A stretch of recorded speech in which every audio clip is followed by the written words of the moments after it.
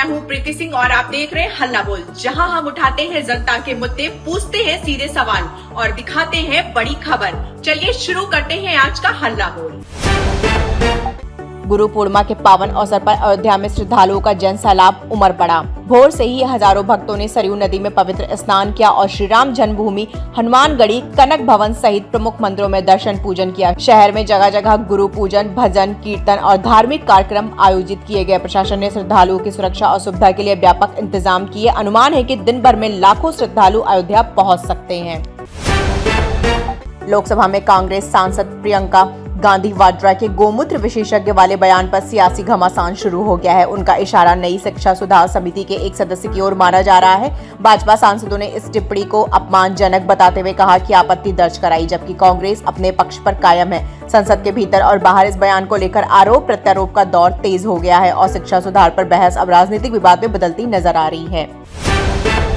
Jharkhand police और केंद्रीय सुरक्षा एजेंसियों ने बड़ी सफलता हासिल करते हुए 1 करोड़ रुपए के इनामी माओवादी कमांडर मिसिर बेसरा को गिरफ्तार कर लिया है। उनके साथ संगठन के अन्य सक्रिय सदस्यों को भी पकड़ा गया। मिसिर बेसरा पर हत्या, सुरक्षा बलों पर हमले, आईईडी विस्फोट और लेवी वसूली समेत कई गंभीर मामले दर्ज हैं। सुरक्षा एजेंसियों का मानना है कि उनकी गिरफ्तारी से झारखंड, बिहार, उड़ीसा और छत्तीसगढ़ में सक्रिय माओवादी नेटवर्क को बड़ा झटका लगेगा।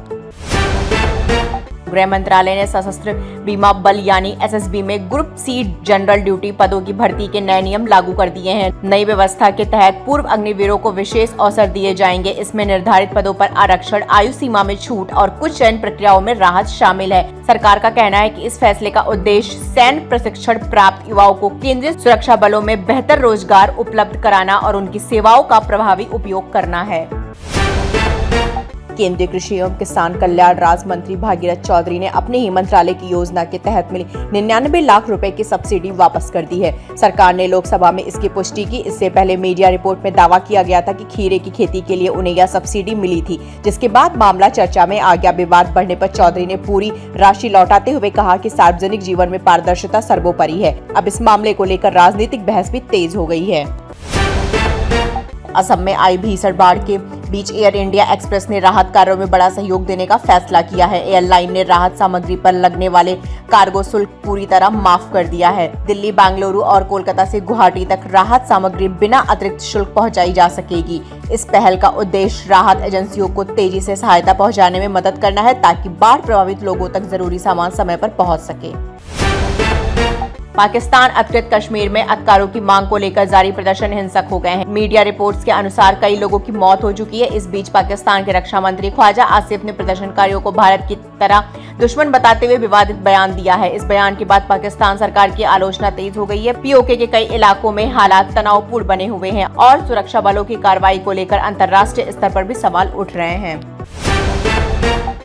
दिल्ली, एनसीआर सहित उत्तर भारत में लगातार हो रही बारिश ने जनजीवन प्रभावित कर दिया है। कई इलाकों में जलभराव और लंबे ट्रैफिक जाम देखने को मिले। मौसम विभाग ने दिल्ली में अगले 3 दिन तक भारी बारिश की संभावना जताई है, जबकि उत्तराखंड के 8 जिलों में ऑरेंज अलर्ट जारी किया गया है। 4 धाम यात्रा भी फिलहाल रोक दी गई है। बिहार, उत्तर प्रदेश समेत 16 राज्यों में तेज बारिश, आंधी और कई स्थानों पर ओलावृष्टि की चेतावनी जारी की गई है।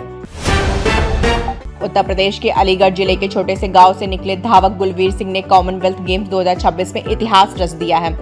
पुरुष 10,000 मीटर दौड़ में रजत पदक जीतकर वे इस स्पर्धा में पदक जीतने वाले पहले भारतीय एथलीट बन गए। कभी सेना में भर्ती होने का सपना देखने वाले गुलवीर ने अपने संघर्ष, अनुशासन और कड़ी मेहनत के दम पर देश का नाम रोशन किया। उनकी इस उपलब्धि से पूरे देश में खुशी की लहर है। रणबीर कपूर और साई पल्लवी अभिनीत फिल्म रामायण रिलीज से पहले ही चर्चा में है। करीब 4,000 करोड़ रुपए के बजट में बन रही इस मेगा प्रोजेक्ट ने अब म्यूजिक राइट्स की बिक्री में नया रिकॉर्ड बनाया है।